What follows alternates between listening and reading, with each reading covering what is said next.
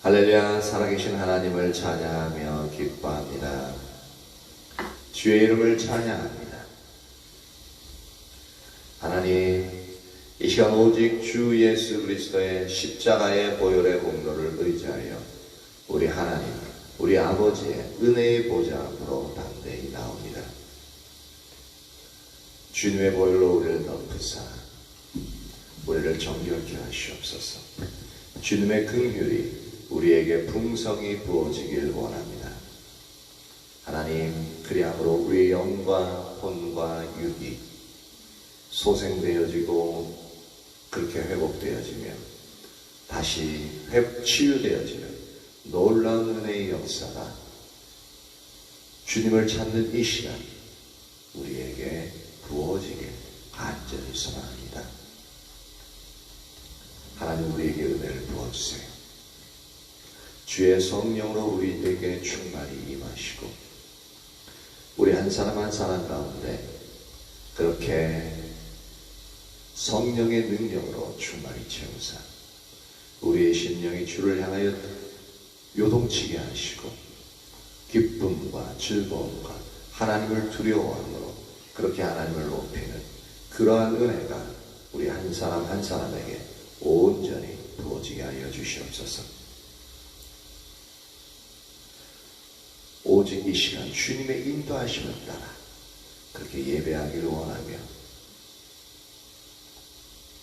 그렇게 주님을 따라하기를 원합니다.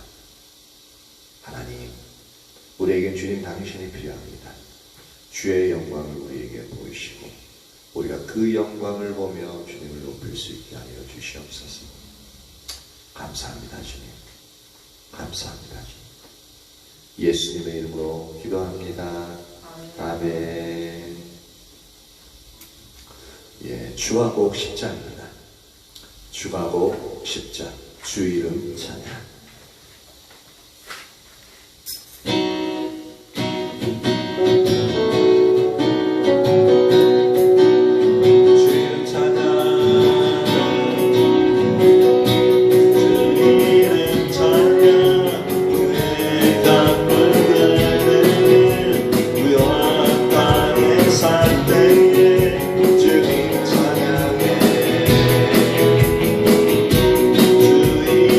찬양해.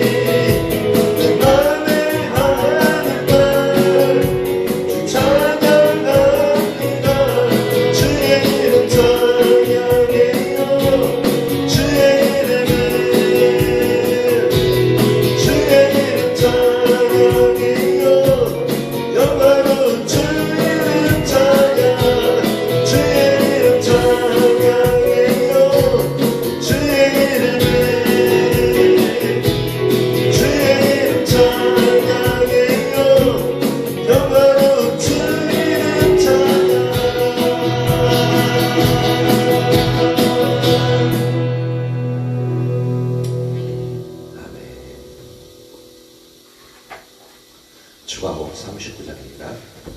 추가곡 39장.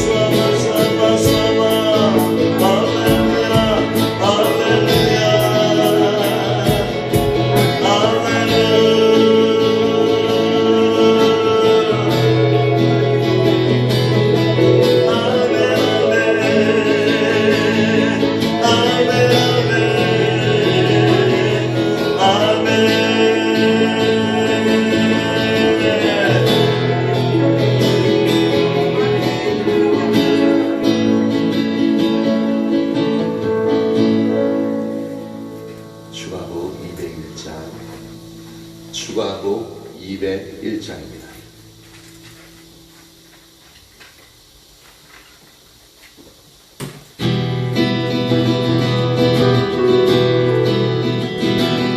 주는 내 삶을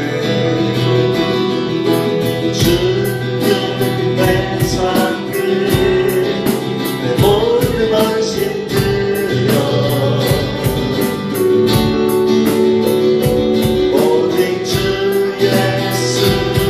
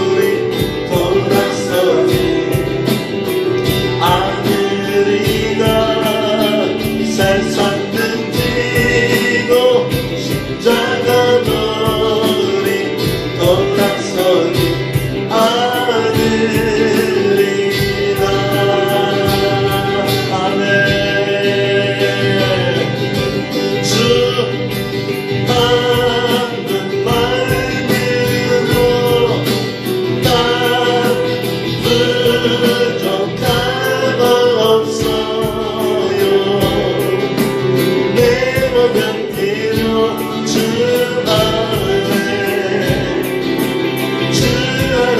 있어요. 주 없는 말들로 부족함 없어요. 내 모든 필요 주 안에 있어요. 주 예수님만 따라가리라. 돌아서니 아들이다. 주 예수님만 따라가리라. 돌아서니 아들이다. 주 예수님만 따라가리라. 돌아서니 아들이다. 주 예수님만 따라가리라. 돌아서니 아들이다.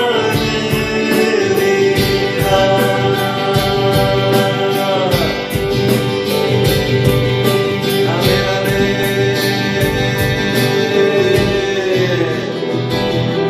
아멘. 오 주님, 할렐루야.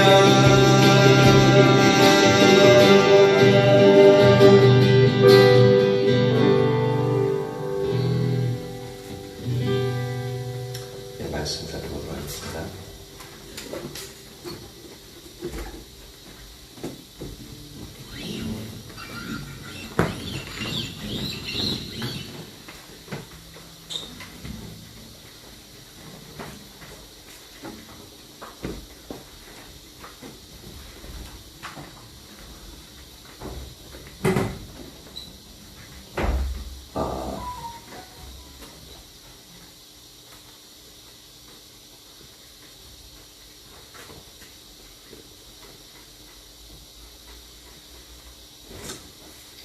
오늘은 어디죠? 기억하시나요? 예, 사도행전 몇 장? 예, 5장인가? 예, 5장 맞습니다. 그럼 5장 몇 절부터죠? 예, 5장 21절부터인가? 맞습니다.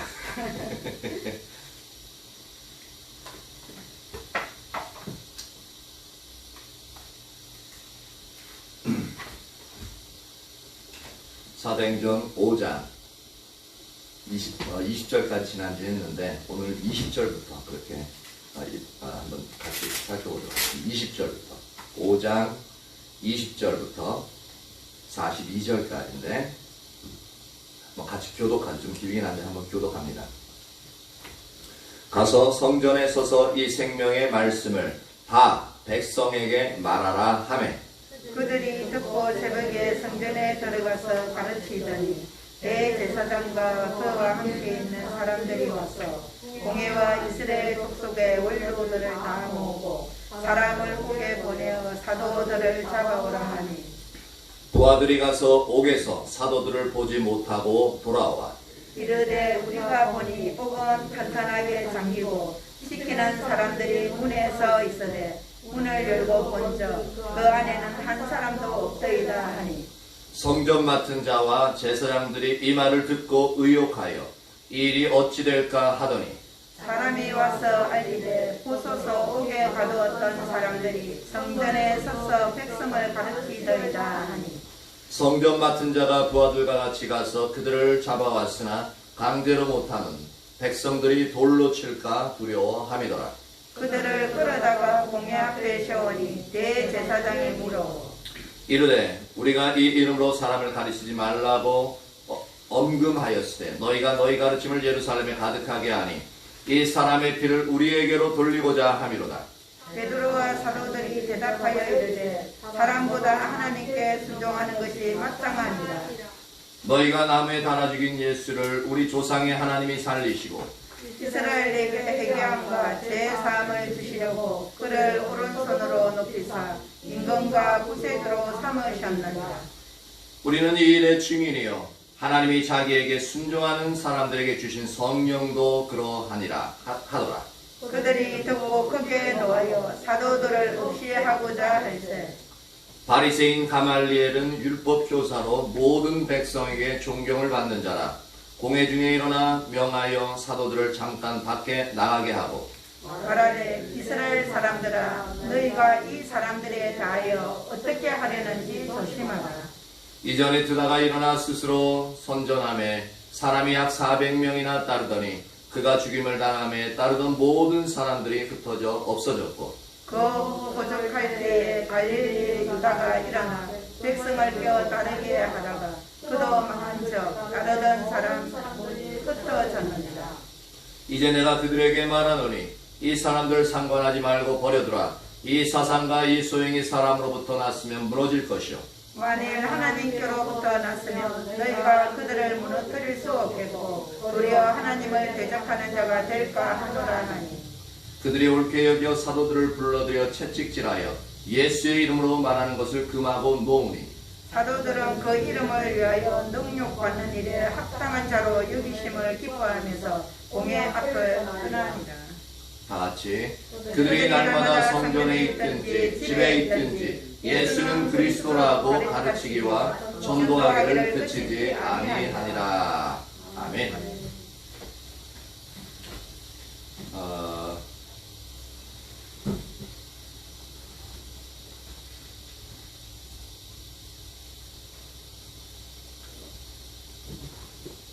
이제 초대교회 가운데 지난주 살펴봤던 것은 하나님의 성령이 임하고 난 이후에 이제 영적인 공격, 그러니까 주님의 성령이 가득하게 임하고 난 다음에 은혜 다음에 항상 우리가 이제 은혜를 받거나 이제 그런 좋은 일이 있은 다음에 항상 이제 그 다음에 오는 것들을 조심해야 돼요. 그래서 그 다음에 오는 것들을 우리가 이겨내고 우리의 마음을 지켜내면 그 은혜가요 지속되어져요. 맞죠? 근데 은혜를 받았는데 어느 순간 사라지게끔 되어진 건 뭐냐면은 하나님의 은혜가 임했는데 그 뒤에 오는 세상의 유혹들이 너무 좋고 또 이제 내가 항상 하던 거였고 그러다 보니까 이제 이 은혜 받은 것도 이제 받은 것이 너무 좋으니까 그것도 자연스럽게 이렇게 하다 보니까 결국 은혜가 싹 사라지는, 다 쏟아지는 그런 상황인데 이 초대교회 가운데 주님의 성령이 임하셨어요. 임하시고 나서 너무너무 좋은 일들이 아주 그 교회 가운데 편만하고 주위에 칭찬과 따르는 자들이 많아지고 또 그 안에서 막 이제 서로 나누고 함으로 말미암아 가난하여 핍절한 자가 하나도 없는 너무너무 아름다운 일들이 일어나죠. 그런데 그때 사단이 공격하는 그 내부에 공격하죠. 아나니아와 삽비라를 통해서 어떻게 해요?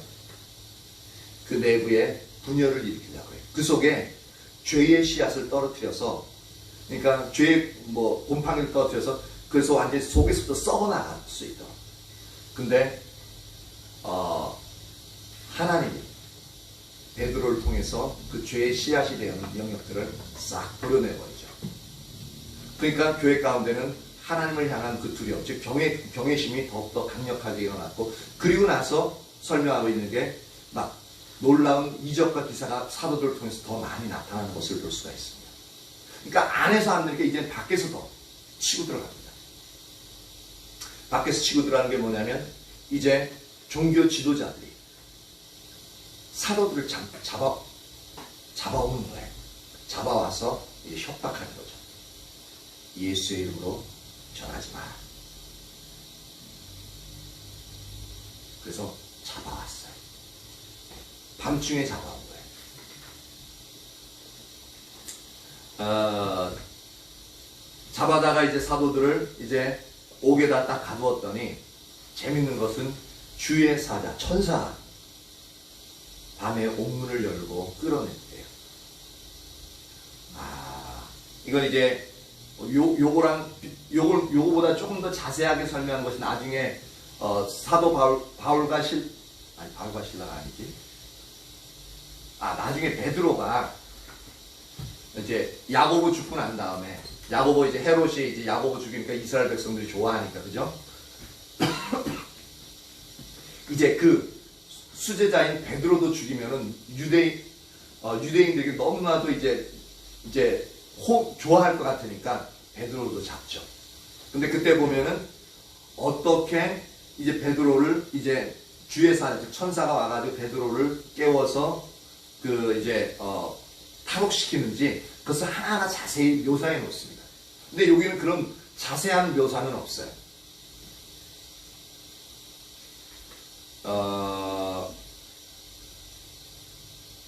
근데 그건 조금 이따 설명하고, 가서 성전에 서서 이 생명의 말씀을 다 백성에게 말하라 하며, 즉 우리가 이 말씀을 믿고 받아들이고 그 말씀 속에 제시되어진 예수님을 나의 주인이요 나의 구원자로서 우리가 받아들이며 그분을 모셔드리며 나의 모든 죄를 용서하신 주님을 믿고, 그리고 이제부터는 나의 왕 대신 나의 생명을 자신의 생명으로 값주고 사신, 나를 사신 그 하나님께, 그 예수님께 이제 내 삶을 드리고 나의 주인이 되셨으니 내가 이제 그분의 말씀을 따라 삶을 살아가는 것을 결단하고 나아가면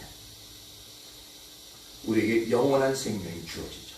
그러니까 이 말씀은 생명의 말씀이 되는 거죠.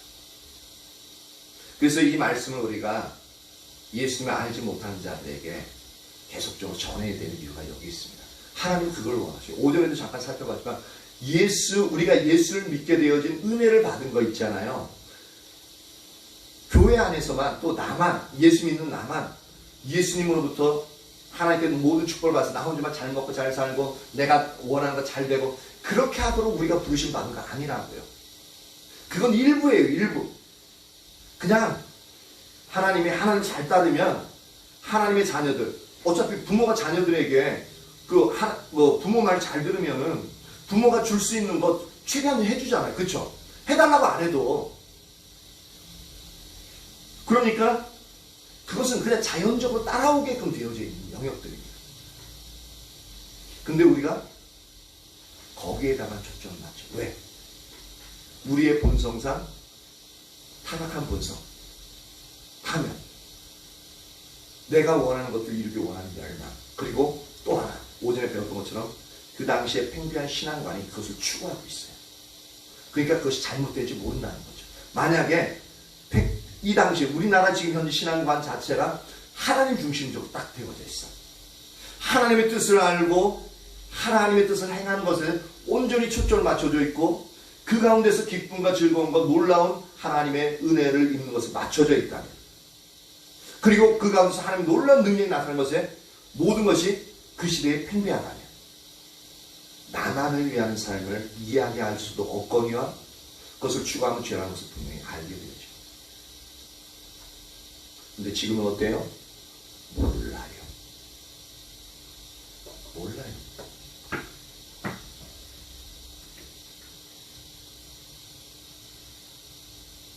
그들에게는 더 이상 예수님 믿음으로 말미암아 구원을 얻는 영원한 생명이 실존에 있을지 모르지만 그 생명이 자라나가지고 이제 하나님의 뜻을, 그러니까 그 영혼이 성장해서 성숙되어져서 하나님과의 친밀한 교제 가운데 하나님의 뜻을 분별하고 그 하나님의 뜻에 순종하기 위해서 자신의 모든 것을 들여서 그렇게 한 걸음 한 걸음 순종해 나감으로 말미암아 하나님의 일을 이루어가는, 이 일은 하지 못하는 그러한 불행한 가운데 들어가게 되어지는 거죠.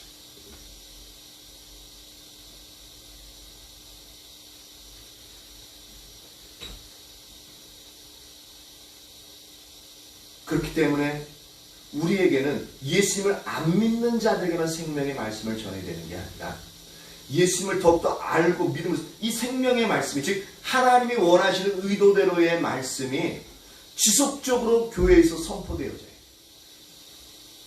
어떻게 하면 이제 예수님 믿음으로 생명을 얻었는데 그 생명을 우리가 지속적으로 받을 수 있는지, 즉 성경으로 표현하자면 구원을 이루어가는, 즉 신학적으로 말하면 성화를 이루어가는,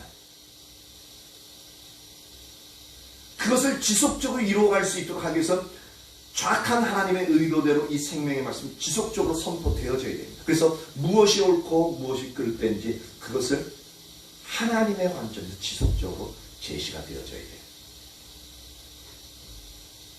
그런데 안타까운 것은 이제는 생명의 말씀이 아니라 우리에게 복 주는 말씀으로 바뀌어버려요. 원래 하나님 말씀하신 복은 생명의 말씀이잖아요. 근데 우리는 시각 자체가 복, 내가 원하는 것대로 삶을 살아가는 것.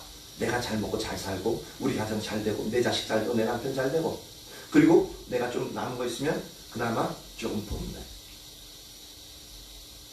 그리고 하나님의 뜻을 받아서 하나님이 인도하신 대로 삶을 살아가는 그 영의 관점이 있는 게 아니라 그냥 열심히 하는. 근데 자신도 그렇고 주위 사람도 그것이 무엇이 잘못된지 몰라요.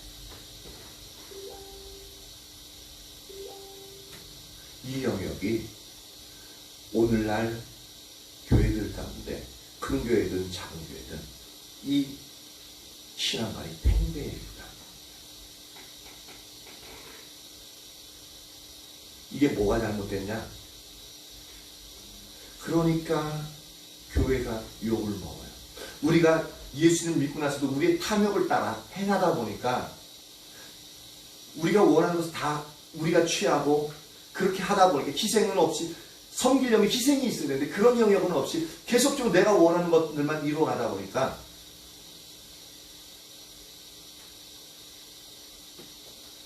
우리 속에서 진짜 예수 그리스도의 능력이 안 나타나요.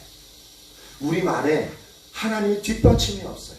소금의 역할을 못해요.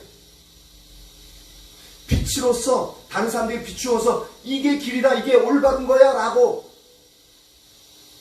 보여주지를 못해요. 즉 보여준다고 해서 내가 그렇게 가야 되는 거잖아요. 보여주지 못해. 그러니까 어떻게 해? 너나 잘 믿으세요. 그 얘기가 나오는 게 바로 거기 있습니다. 이 생명의 말씀은 구원 얻을 때의 말씀만이 아니라 우리의 삶 구원 얻고 난 이후에도 지속적으로 선포되어져야 되는 그 구원의 말씀입니다. 생명의 말씀. 근데 여기서는 이제 구원 얻기 위한 그런 부분에 초점이 맞춰져 있습니다. 초기다 보니까. 근데 서신서에 가다 보면 이런 부분이 전부 다 실제 삶, 예수 믿고 난 이후에 이제 하나님의 자녀가 된 이후의 삶을 어떻게 살아갈 것이냐가 이제 서신서에 쫙 나옵니다.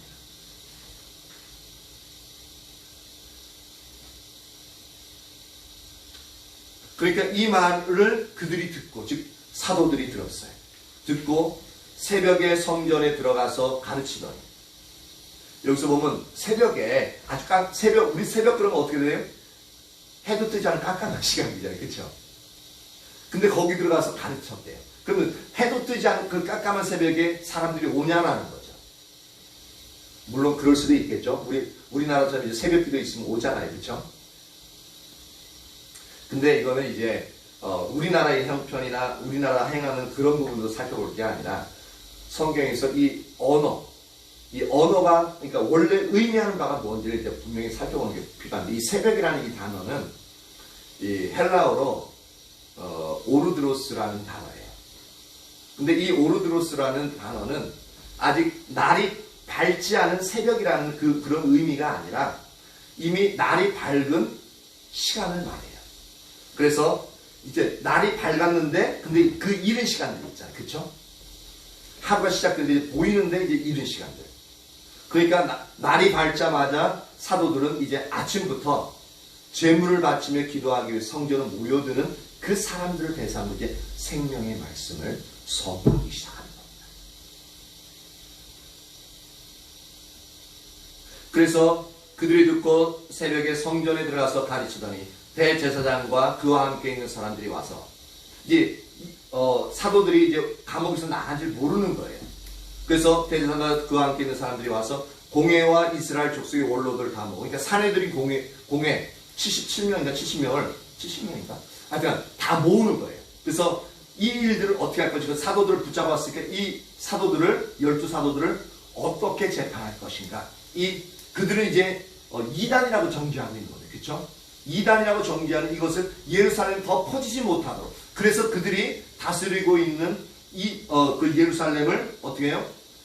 혼란스럽지 않도록 하기 위해서, 실제로는 그들이 큰 위협이 됐으니까 예수만 제거하면 될 줄 알았는데 이제는 예수 죽여놨더니 예수 부활했다 그러고 12제자 더 많은 사람들이 나와서 그냥 예수와 똑같은 일들을 하니까 완전히 바깥 뒤집힐 수밖에 없잖아요. 그렇죠? 그래서 이 공회원, 사내들 공회원 다 모으고 옥에 보내요. 사도들을 잡아오라 하니 명령한 거죠. 아랫사람들에게. 근데 22절 보니까 부하들이 가서 옥에서 사도들을 보지 못하고 돌아와 어떻게 보고하냐면 이르되 우리가 보니 옥은 든든하게 잠기고 지키는 사람들이 문에 서 있으되 문을 열고 본즉 그 안에는 한 사람도 없더이다 하니 이건 우리나라 말로 어떻게 표현해요? 귀신이 고칼 노릇인데 사람이 없어요. 그럼 지키는 사람 뭐하냐? 지키는 사람들은 아주 도처를 잘 서고 있고 문도 아주 잘 잠겨 있고 모든 것은 완벽합니다. 근데 열고 봤더니 사람이 없다는 거예요. 그것도 한 사람 없으면 몰라. 12사람 잡아놨는데 12사람이 다 없었어요. 근데 여기서 뭐 12사람 잡혔는지 안 잡혔는지 그건 모르겠어요. 그러니까 사도들이라 그러니까 사도들 이제 12명 이제 가룟 유다 죽은 다음에 또 한 명 마띠아를 뽑아놨으니까 그래서 12명이라고 일단은 추정을 하는 겁니다. 그러니까 이게 놀라운 일이에요. 어떻게 12명이 도망갔는데 거기 지키는 사람들이 모를 수 있냐라는 거죠. 말이 안 돼. 이게 격적으로 지키고 있었을 텐데 그리고 그 감옥에서 깊은 감옥에서 나올 때 몇 번 문들을 통과했을 텐데 전혀 흔적조차 찾을 수 없는 겁니다. 그것도 12명이나 대규모로 움직였는데 말도 안 되는 거예요. 진짜 귀신이 고칼로이시에요. 그러니까 얼마나 깜짝 같았으면 귀신이 곡을 하겠어요.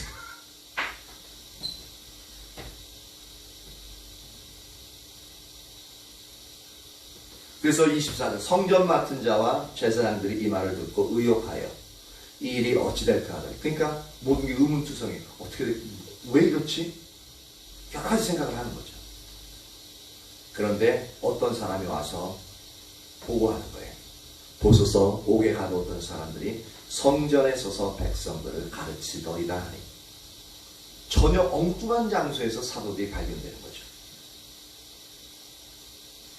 그러니까 26절에 같이 한번 읽어봅니다. 26절은 시작. 성전 맡은 자가 부하들과 같이 가서 그들을 잡아왔으나 강제로 못하는 백성들이 돌로 칠까 두려워합니다.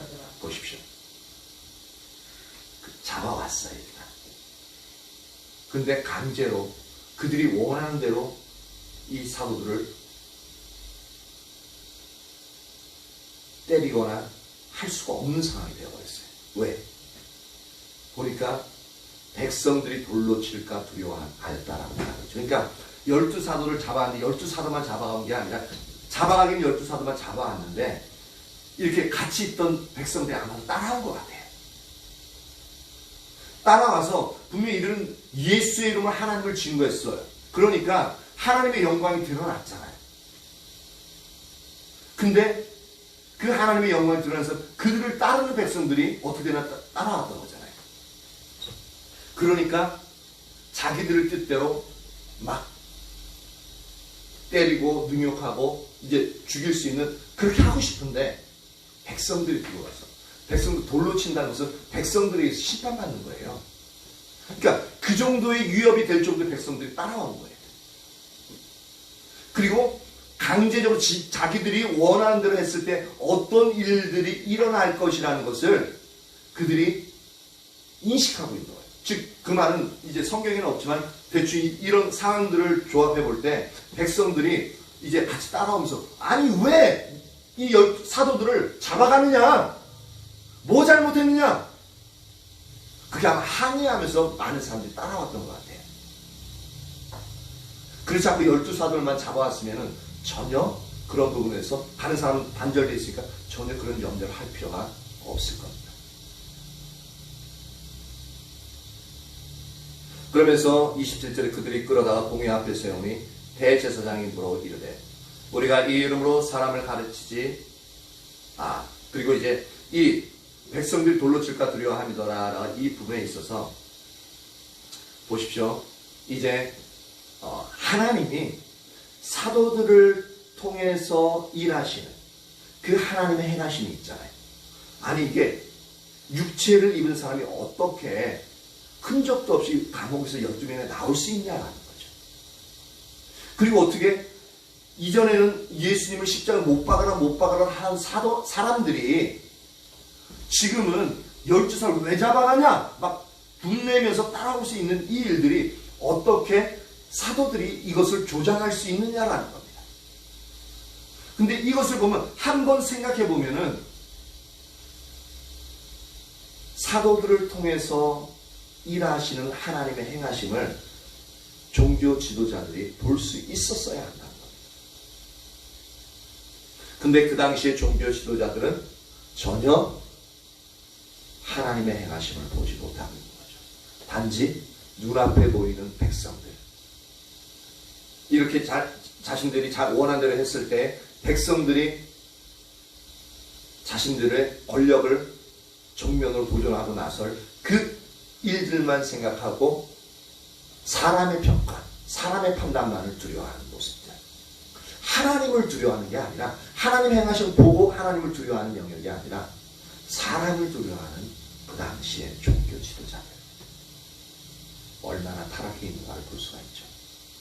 백성들은 사도들을 통해서 하나님의 말씀을 듣고 그것을 통해서 마음에 하나님의 인식이 자라나는 반면 이들은 어떻게 하면 사도들을 없애버려서 자신들의 권력을 공고히 하고 평안을 유지할 수 있을까? 그 생각도 연구합니다. 그러니까 도대체 하나님의 일하시는 행위들이 보여지지 않는 거죠. 그러니까 사람만 두려운 거예요. 그들의 권력의 지지 기반인 백성들만 두려운 거죠.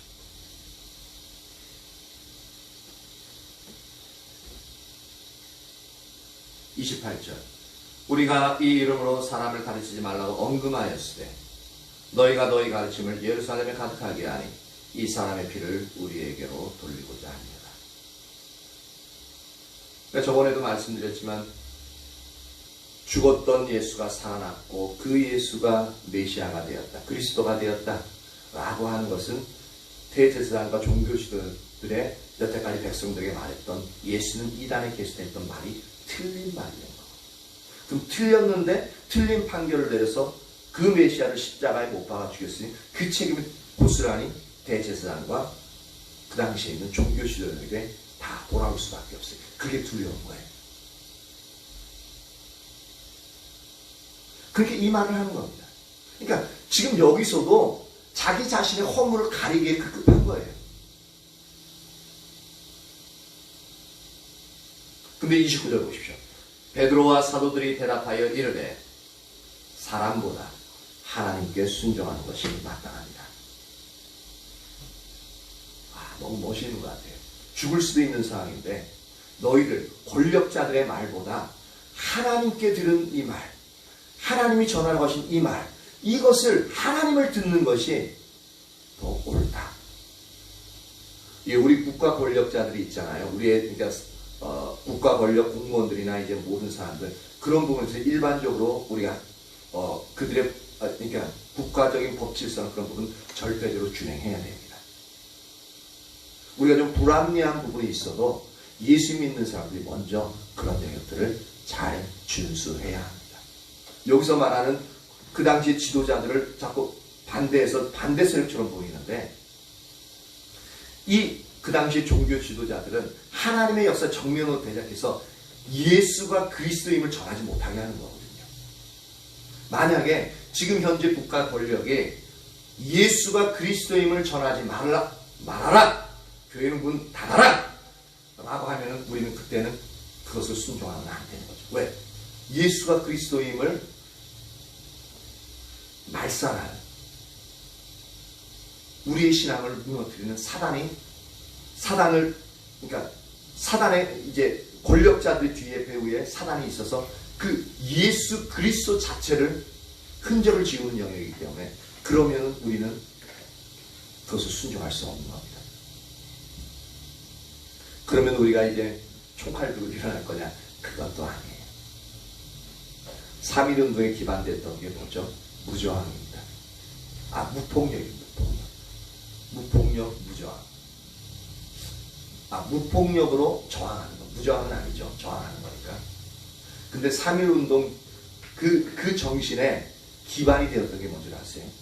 주도에 있던 사람이 우리가 잘 알고 있는 유관순 열사. 그는 크리스천이었습니다.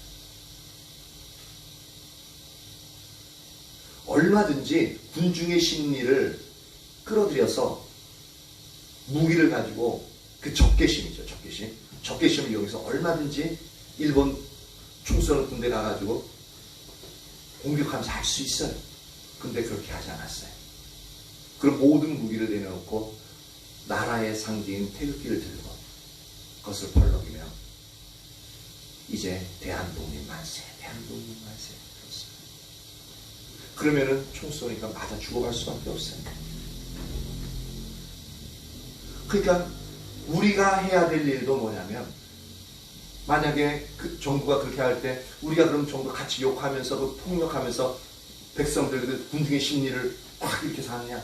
그럼 절대 그렇게 사는 성경이 원하는 영역이 아니에요.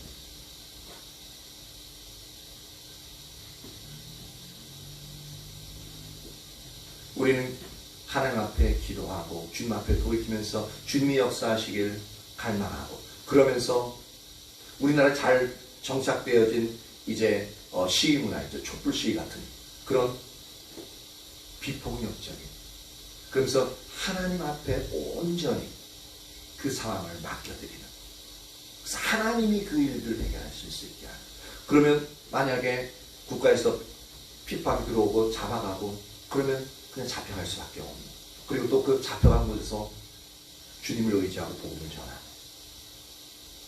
초기 그리스도인들이 그랬거든요. 좀 있으면 이제 사도행전 7장 이후서부터는 예루살렘 교회를 핍박하는 일들이 일어납니다. 근데 그때 초기 그리스도인들이 막 대적하고 그 유격대 만들어가지고 막 정복하는 막 죽이고 그랬는데 절대 그렇지 않습니다. 목숨 내놓고 그냥 복음 전하는 일. 그리고 올바른 예수 그리스도의 가르침을 따라 올바른 삶을 살아가는 그 일들을 주력했습니다. 오늘날 우리에 있어서 행동해야 될 그리스도인들의 삶의 양식이 그렇게 나가야 됩니다. 근데 지금 앞에 나서서 시위운동을 이끌고 있는 그 모습들 그것은 옳지 않은 영역들입니다. 전부 옳지 않은 건 아니에요. 근데 그 안에서 이루어지는 폭언들 그리고 권력을 이제 부인하는 영역들 그런 영역들은 성경적인 관점에 비춰봐도 옳지 않습니다. 우리가 그런 부분에 대해서 올바로 성경적으로 나가야 될 영역들이 너무나도 많이 있습니다. 그건 진리가 아니라요. 이데올로기가 진리를 이끌고 가는 영역입니다. 그래서 좌파, 우파 얘기하죠. 그건 이데올로기지 진리가 아닙니다. 이데올로기 뒤에는 뭐가 있는 줄 아세요? 사랑이 있습니다. 근데 우리가 그걸 몰라요. 상당히 무서워요. 그러니까 진리가 변질되어져. 그러니까 이상한 행동들이 나오게 되는 이유가 바로 거기 있습니다. 처음에는 좋게 시작했다가 나중에 가면 갈수록 이상한 모양으로 변형되어지니까 하는 게 이데올로기가 앞서기 때문인 것입니다. 우리가 보기에 아무리 좋아 보이는 민주주의 그리고 공산정권 몰아내고 민주주의를 세우자 아무리 좋은 그런 말을 하더라도 이데올로기는 이데올로기일 뿐이고 그 위에 진리가 있습니다. 진리로 이데올로기를 판단해야 됩니다.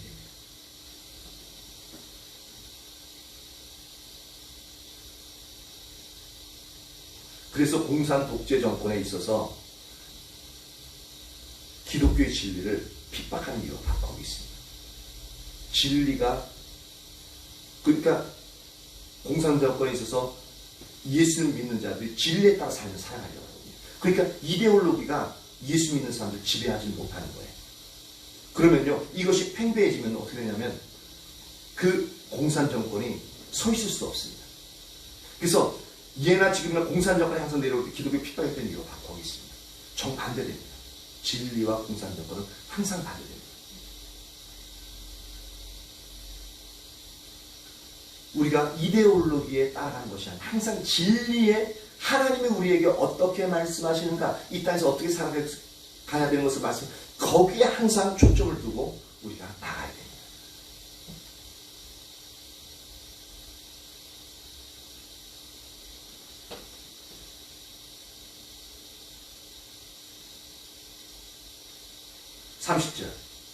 이제 베드로가 설교하죠. 너희가 나무에 달아 죽인 예수를 우리 조상의 하나님이 살리시고. 근데 이 말이요, 그 당시에는 절대로 받아들여질 수 없는 상황이에요. 31절에 이스라엘에게 회개함과 제사함을 주시려고 그를 오른손으로 높이사 임금과, 예수님을 임금과 왕과 구주 메시아 그리스도로 삼으셨다고 말하고 있습니다. 다시 말씀드리지만 이 당시의 가치관으로는요, 십자가에 죽은 예수가 이렇게 된다는 것은 절대로 있을 수 없는 일이라고. 여태까지 그들이 성경에서 보았던 메시아 관하고는 정반대의 일입니다. 어떤 거냐면 그 당시에 그들이 생각하는 메시아는요, 메시아가 오면요, 메시아는 죽지 않는다고 생각하고 있어요. 죽지 않고요, 정치적인 메시아는 모든 적대 세력을 다 멸하고요, 다윗왕과 같이 나라를 통합해서 강력한 군주국가로서 이스라엘을 다스려 나가는 거예요. 그러니까 메시아가 죽으면 안 되죠. 그 일들을 이루기 전에 나이 먹어서 죽을 수는 있는데 그 중간에 그 일들을 하다가 죽으면 돼요, 안 돼요? 안 돼요. 범죄자를 몰려가지고 죽으면 돼요, 안 돼요? 안 돼요. 그들의 메시아관과 전혀 다릅니다. 근데 왕으로 오실 메시아에 대해서 분명히 성경에 예언되어져 있죠.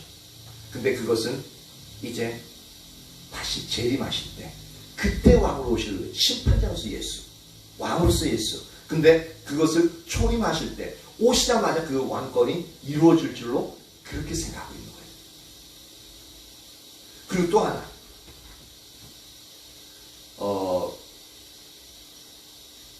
나무에 달아 죽인 예수라고 말하고 있습니다. 죽는 것도 용납이 안 될 뿐더러 그 예수가, 메시아라고 하는 예수가 나무에 달려 죽는 것은 진짜 말도 안 되는 겁니다. 메시아가 나무에 달려 죽는다. 왜냐하면 성경의 구약에 보면은 나무에 달린 자마다 어떤 자라고요? 예, 저주받은 자라고 말하고 있습니다. 누구의 저주? 하나님의 저주받은 자입니다. 나무에, 예수님이 나무에 달려 죽었잖아요. 그러니까 그 나무에 달려 죽은 것만 봐도 하나님의 저주받은 게 분명해요. 부인할 수 없는 실제적인 증거가 있는 거예요. 그러니까 메시아로 받아들일 수 없는 거예요. 절대. 그러니까 이 말을 하는, 베드로가 이 말을 하는데 거기에 있는 대제사장과 모든 소환을 드리는 공회의원들이 받아들일 수 없고 화가 나는 이유가 절대 있을 수 없는 일들을 사도 베드로가 얘기하니까 이거 받아들일 수 자체가 화낼 수밖에 없어요. 그 당시의 상식과 그 당시의 가치관으로는 절대 이 일들이 일어날 수 없는 부분입니다. 그러면서 더 놀라운 일들을 하는 게 우리 조상의 하나님이 다시 살리셨다. 살리실 뿐만 아니라 이스라엘에게 회개함과, 즉 예수님을 통해서, 예수님을 믿음으로 말미암아 회개하고 죄사함을 지르고 그를 오른손으로 높이사, 오른손으로 높인다는 건 뭐냐면 하나님의 능력, 오른손은 항상 하나님의 능력을 의미하거든요. 그러니까 예수님을 하나님의 오른손으로 높여서 예수님을 하나님의 능력으로 높이셔서 하나님의 보좌 우편에 앉히시고 임금과, 즉 왕과 구주로, 즉 그리스도로 삼으셨다고 말하고 있습니다. 그러니까 이 말 들으면 제사장과 거기 있는 사람들 다 뒤집어질 수밖에 없는 말들입니다. 자꾸 그들의 생각에는 얼토당토하는 말들을 자꾸 12제자가 막 지어내는 거예요. 근데 보세요. 아까 나무에 달아 죽인 자가 저주받은 자라고 했죠. 근데 예수님 다시 살아나셨죠. 살아나셨으면 예수님이 저주받은 자입니까? 아닙니까? 아니죠. 거기서 죽었을 때에 저주받은 거고, 근데 예수님은 죽은 지 사흘 만에 살아나셨죠. 예수님에겐 저주가 저주로서 통하지 않은 겁니다. 저주를 이기고 사망을 이기고 다시 일어나신 겁니다. 그리고 그를 통해서 모든 이스라엘 사람들이 회개케 하시고 죄사함을 주시는, 즉 구원을 주시는, 그러한 자에서 되어지기 위해서 하나님이 예수님을 하나님의 능력으로 하나님의 보좌 우편에 앉히심으로 말미암아 그를 왕이요, 그를 그리스도로서 삼으셨다라고 말씀하고 있습니다. 놀라운 선포죠. 이 짧은 두 마디의 말이 엄청난 능력과 파워로서 충격적으로 그 당시 공회원들에게 선포되어지는 겁니다. 그리고 이 말이 그냥 들려지는 게 아니라 이 말들을 뒷받침하시는 성령님의 강력한 임재로서 이 말씀이 선포되어지는 겁니다.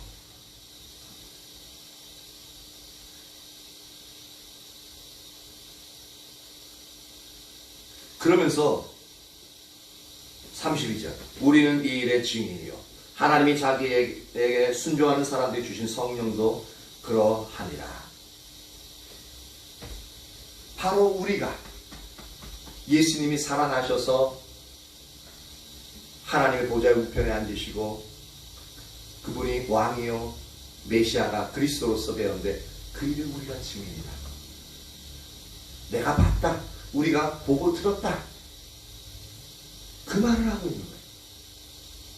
너희들은 이해가 안 될지 모르지만 도대체 받아들일 수 없을지 모르지만 증인이라고 우리가. 그러니까 이건 그 말은 부인하지 못하는 거거든요. 그러면서 무엇을 더 끌어들이냐면은 하나님이 자기에게 순종하는 사람들에게 주신 성령도 이 일의 증인이다 말하고 있습니다. 이렇게까지 끌어들이면요, 이 종교 지도자들은 진짜 뒤집어질 수밖에 없어요. 왜? 이 일에 자기들만 증인이라고 하는 게 아니라 하나님 그분 자신이 증인이 돼요. 근데 성령님이 하나님께 순종하는 자들에게 주신 성령도 증인이라는 것은 어떻게 증인으로서 나타났냐라는 거죠. 뭐죠? 이게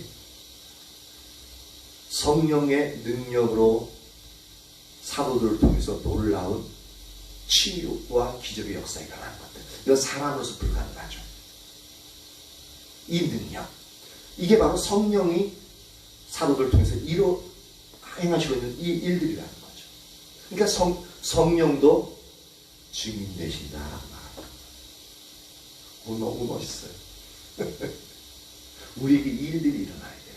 우리가 아무리 담대하게 예수가 그리스도이십니다 라고 얘기해도 사람들이 다 부인하고 부정하고 그러면 우리의 마음이 쫄아들 수밖에 없어요. 근데 성령님이 우리 안에서 역사하시고, 그러니까 담대함을 갖게 하셔요. 그리고 우리가 말한 것에 대해서 예수의 이름 명하노니 귀신 떠나 할지어다 하면 확 떠나. 소원을 지니까 병이 나. 그러면 우리가 하나님이 함께 하시는 능력을 우리가 경험하니까 우리가 더 담대해질 수밖에 없고 다른 사람은 놀랄 수밖에 없어요. 그리고 우리의 말씀을 하나님이 뒷받침하게 되어지니까 듣는 사람들이 그 말씀을 듣고 몇 마디 안 했는데, 사도들도 몇 마디 안 했죠. 거기 무릎 꿇을 수밖에 없는 상황들이 일어난다고 보십시오. 너무 신나요. 그 은혜가 저와 여러분 모두에게 부어지길 축복합니다. 하나님 그걸 원하시네요. 그러니까 난리 났어요. 33절 보세요. 그들이 듣고 크게 노하여 사도들을 없이하고자 했어요. 이게 참다 더 이상 참지 못하는 겁니다. 하나님까지 들먹이니까. 그 사도들을 어떻게 한다고요? 없이하고 죽이려고 그러는 거예요. 이제는 이성적으로 생각하다가 도대체 참을 수 없으니까 감정이 폭발해가지고 죽이려고 그러는 거예요. 그러니까 이것을 가말리엘. 가말리엘은 바리새인으로서 율법 교사라고 말하고 있죠. 근데 그는 모든 백성에게 존경을 받는 자라고. 그러니까 아마도 하나님의 말씀을 말씀 그대로 의도대로 가르치고 또한 그 삶을 이제 말씀을 가르치는 대로 삶을 살아감으로 말미암아 이제 다른 사람들에게 흠을 찾아볼 수 없는 그리고 성품까지도 아마 딱 이렇게 바로 잡힌 그런 사람 같아요. 근데 사도 바울이 이 가말리엘 문화생이었어요. 그 당시 가장 존경받는 사람, 가장 뛰어난 사람의 이 사람의 제자 중에 하나가 바로 사도 바울이었다. 그러니까 사도 바울을 통해서 신약 성경에 많은 경우가 쓰여진 이유를 이제 이해할 수 있겠죠.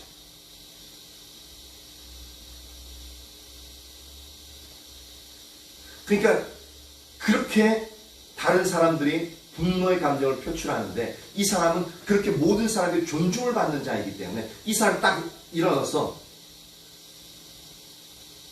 이제 말하기 시작하니까 이 사람 말을 듣는 거예요. 만약에 존재감이 없는 사람이었다면 얘기하려고 그러면 대제사장이 들으려고 그러겠습니다. 다른 사람이 너무 화가 나가지고 지금 뒤집혀 있는 상황인데 말을 듣겠냐고요. 안 들어요. 그만큼 이 사람의 발언권, 능력이, 그러니까 영향력이 대단한 사람이에요.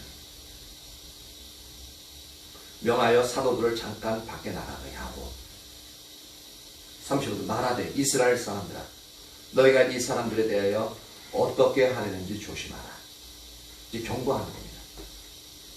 왜냐하면 그는 뛰어난 율법학자였기 때문에 이 율법학자를 통해서 이제 말씀이 나오는데 그들이 그의 말을 갖다가 이제 경청하는 거죠. 그러면서 이제 두 가지 사건을 얘기합니다. 이전에 드다가 일어나 스스로 선전함에 사람이 약 400명에 따르더니 그가 죽임을 당함에 그 따르던 사람들이 흩어져 없어졌고 그 후에 호적할 때 갈릴리 유다가 일어나서 백성을 꿰어 따르게 하다가 그도 망한 듯 따르던 모든 사람들이 흩어졌느니라. 즉 이게 요점은 뭐냐면 자기의 원하는 바를 이루기 위해서 다른 사람을 선동해서 백성들을 이끌었는데 근데 그 우두머리를 치다 보니까 우두머리가 없어지니까 그 따르던 무리들이 흐지부지 되었다는 겁니다. 그렇죠? 그렇게 38절 이제 내가 너희에게 말하노니 이 사람들을 상관하지 말고 버려두라. 이 사상과 이 소행이 사람으로부터 났으면 아까 전에 보니까 사람으로부터 났으니까 그것이 무너지죠. 그 우두머리가 사라져요. 그러니까 이제 사람부터 났으면 무너질 것이요. 만일 하나님께부터 났으면 너희가 그들을 무너뜨릴 수 없겠고 도리어 하나님을 대적하는 자가 될까 하노라 하니. 보십시오. 그래도 이 가말리엘은 어느 정도 볼 수 있는 눈이 어느 정도 있는 거예요. 너희들이 예수를 못 박았지 않느냐. 예수를 못 박았으니까 진짜 이것이 사람에게서 예수란 사람에게서 개인적으로 이 사상이 났으면은 이제 좀 있으면 지금 시끄럽긴 하지만 좀 있으면은 이전에 이런 일들이 있었는데 다 사라졌듯이 이것도 그냥 일시적인 홍역을 앓는 그런 정도로 사라질 것이다 라고 얘기하는 겁니다. 그 말이 설득력이 있죠. 그렇죠? 그러면서 한 가지 더 경고하는 게 만약에 하나님께로부터 났다면 하나님을 대적하는 게 되니까 이것을 무너뜨릴 수 없겠고 하나님을 대적하면 너희들이 분명히 죄가 있게 되어지니까 이것을 그만두라 라고 얘기합니다. 엄청난 설득력이 있어요. 논리적이고. 그러니까 그들이 그 말을 옳게 여겨 라고 말하고 있어요. 그러니까 그대로 받아들이는 거예요. 사도들을 불러들여 채찍질하여 예수의 이름으로 말하는 것을 금하고 놓으니 채찍질, 그 당시 채찍질은 얘기했죠. 그 끝에 낫 같은 게 달려있어가지고 팍 때리고 촥 뜯으면 살이 두두둑 뜯겨져 나간다.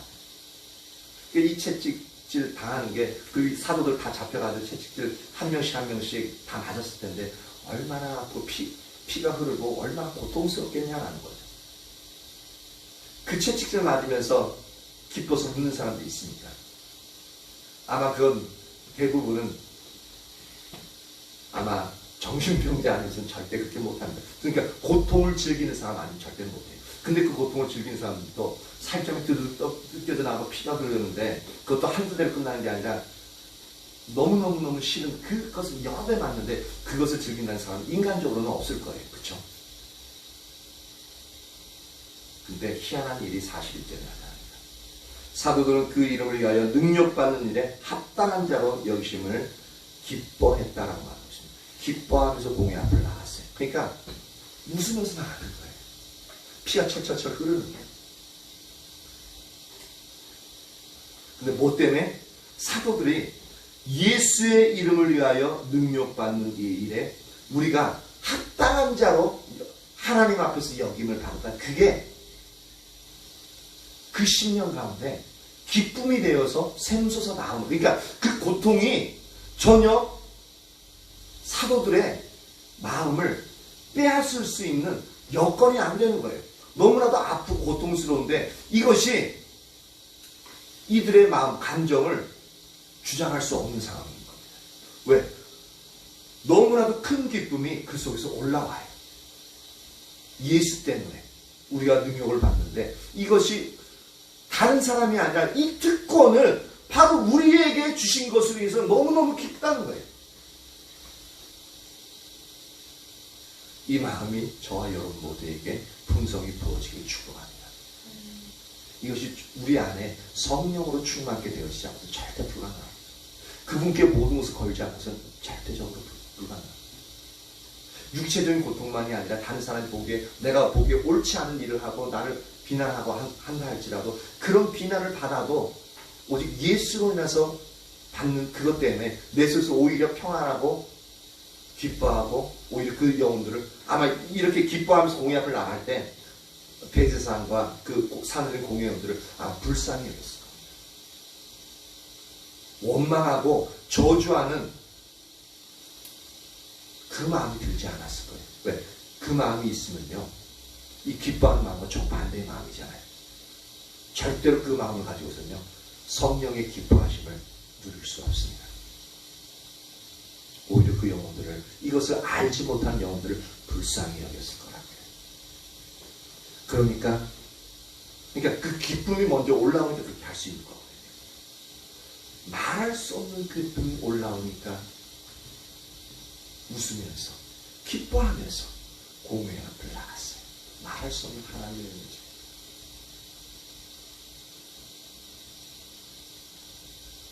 그들이 날마다 성전에 있든지 집에 있든지 예수는 그리스도라고 가르치기를 전도하기를 그치지 아니하더라. 예수는 그리스도다. 그러니까 초기 사도들에 의해서 하나님의 말씀이 선포되어질 때는 예수가 부활하셨다. 그리고 그는 그래서 그리스도다. 그것만을 지만 대부분. 그리고 나서 그들이 예수님을 통해서 3년 동안 배웠던 그 복음들에 대해서 들은 기억을 성령님이 생각나게 해서 그것을 하나님의 백성들에게 선포하는 겁니다. 근데 좀 더 논리적으로 신학적으로 전개되어진 것은 사도 바울이라는 인물이 등장하면서부터 서신서를 통해서 그 일들이 아주 강력하게 일어나게 되어지죠.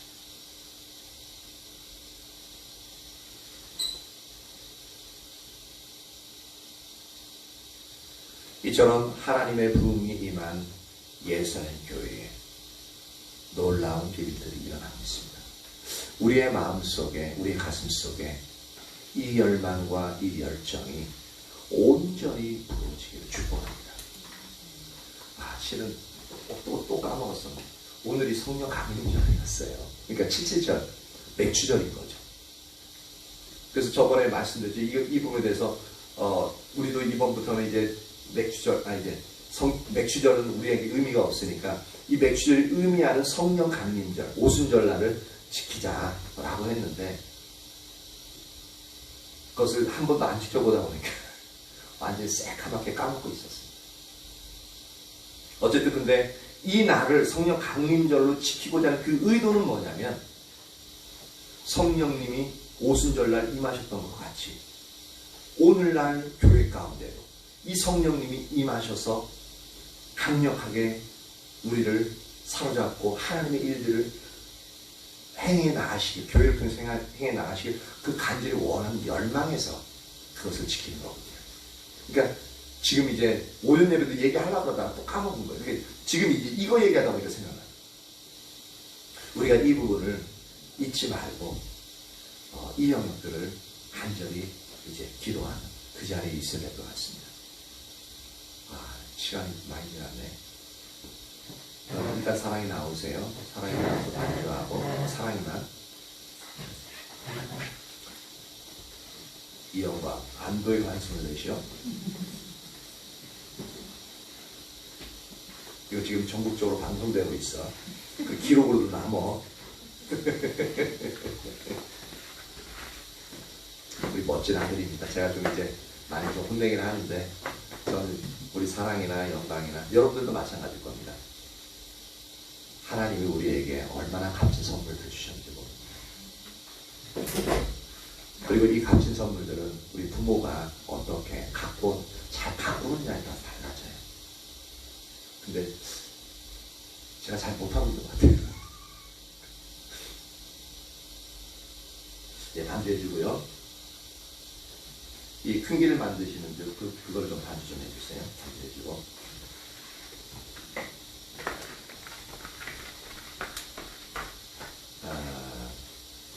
우리는 좀 기도합니다. 기도하는데 어떤 영역으로 기도하냐면 성령이여 우리 가운데 임하셔서 모순절날 임하시던 성령님이 초대교회를 형성케 하시고 그 가운데서 놀랍게 주 예수 그리스도의 복음이 선포되어지고 또한 그로 인해서 성령님의 강력하게 역사하셔서 놀랍게 치유되어지고 회복되어지며 또한 교회 안에서 놀라운 나눔과 또한 놀라운 기쁨과 즐거움 그리고 그 복음을 선포함으로 말미암아 놀라운 하나님의 영광이 들어가는 그 일들이 이 전하리 교회 가운데 그렇게 부어지도록 그 은혜를 우리에게 강력하게 임하게 해달라고 그렇게 좀 같이 기도합니다. 아멘. 할렐루야 할렐루야. 살아계신 하나님 감사와 찬양을 올려드립니다. 온전히 성령님이 임하시옵소서. 우리에게 임하시옵소서. 아멘 아멘 아멘 아멘. 오순절날 임하셨던 성령님이여 우리에게 임하시옵소서. 우리에게 임하시옵소서. 우리에게 임하시옵소서. 올로서 라라라라라라라라라라라라 우리에게 임하시옵소서. 우리에게 임하시옵소서. 올로서 라라라라라라라라 우리가 주의 성령을 원합니다.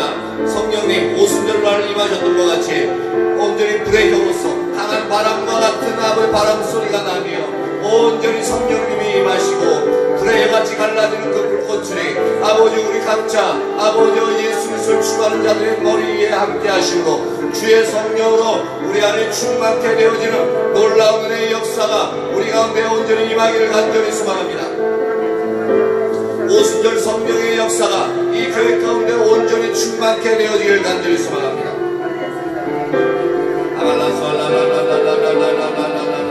임하세요 임하세요 임하세요. 주의 성령이여 우리 가운데 임하세요. 그리하여 우리 한 사람 한 사람을 완전히 회복시켜주세요. 주님의 성령이 우리 안에 충만함으로 우리 안에 있는 죽은 영혼들이 살아나게 하시고 상처받은 영혼들이 아버지 치유되어지게 하시고 우리의 아버지 육체가 다시 회복되어지게 하시옵소서.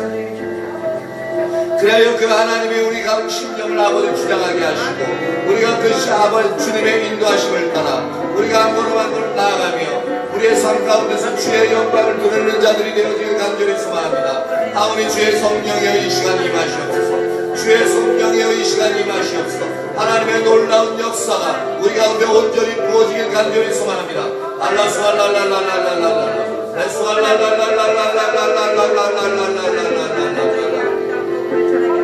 아발라스왈랄랄랄랄랄라 주님이 임하세요 임하세요 임하세요. 우리 가운데 온전히 임하세요.